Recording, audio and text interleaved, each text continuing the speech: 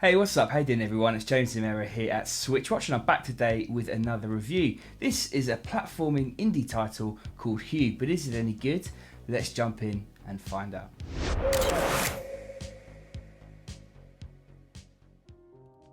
Living in a black and white world, Hue, our protagonist, sets off on a journey to rescue his mother.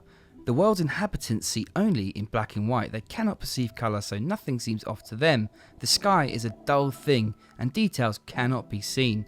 The story unfolds through his mum's letters, which Hugh finds along his journey. She's a scientist who discovered and deeply studied colour. It's an interesting, linear story that poses thought-provoking questions on its surface, but doesn't ever get too deep. What strikes you from the off is how similar the game looks and feels to Limbo, with its silhouette characters and similar movement.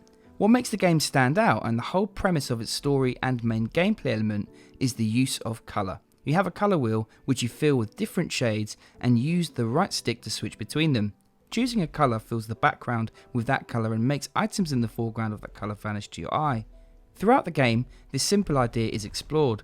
At first, it's a case of switching to a colour in order to walk through an obstacle by making it disappear, but by the end, you'll have moving targets, lasers and all sorts of clever little switches that you need to time just right. The controls are simple, though Hue does feel quite squishy. Sometimes walking into objects ends up with depth that doesn't quite feel right. Switching colour is simple enough and feels tight. At points when you need to switch quickly, you can get it wrong, but it never felt too slow.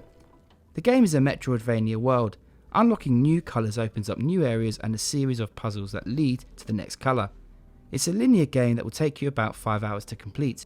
I enjoyed the balance. It's a fairly casual game that never gets too tough, but it does require you to think, and you will die a little bit. You're not in a visual novel here. One gripe is the similarity of some colours.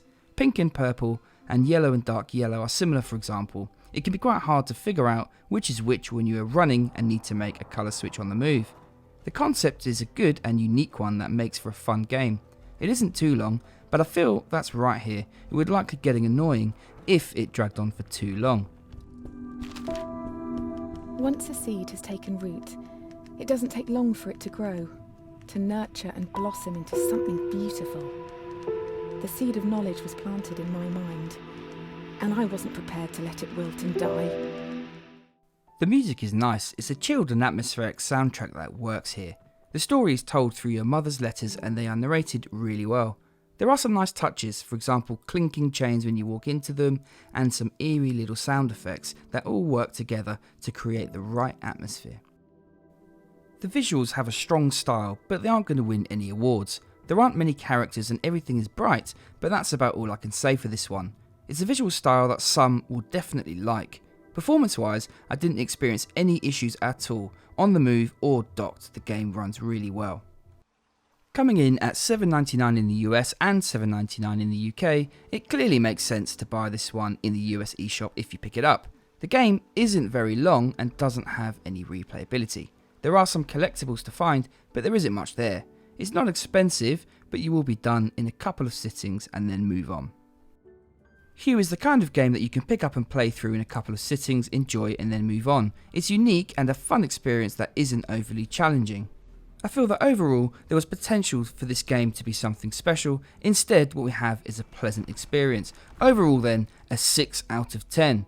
I hope you've enjoyed this review. I'm James and this is SwitchWatch. If you did enjoy this and you haven't already done so, then please consider subscribing for more content like this delivered to you. I hope to see you on our next video. Take care.